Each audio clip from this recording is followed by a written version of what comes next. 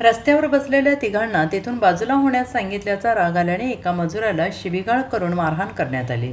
भांडण सोडवण्यासाठी गेलेल्याला देखील संशयितांनी चोप दिल्याची घटना अयोध्यानगर येथील सटालेमाळा येथे रविवारी रात्री 9च्या सुमारास घडली। या प्रकरणी जखमी कुशाबा बसप्पा रुपनर वय वर्ष 60 राहणार यशवंतनगर सटालेमाळा सांगली यांनी संजयनगर पोलीस ठाण्यात फिर्याद दिली आहे।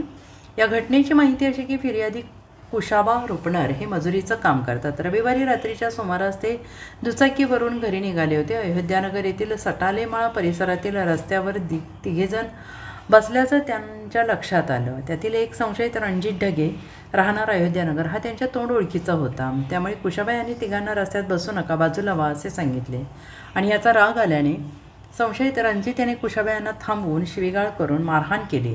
अन्य दोघा संशयितांनी कुशाबा यांना काठीने मारले आणि ही बाब कुशाबा यांचा शेजारी विशाल बसप्पा रुपनर यांनी पाहिली। त्यामुळे ते भांडण सोडवण्याला गेले, मात्र संशयितांनी त्यांनाही मारहाण केली। पोलिसांनी तिघा संशयितांवर गुन्हा दाखल केला आहे। Bureau report SBN Marathi, Sangli.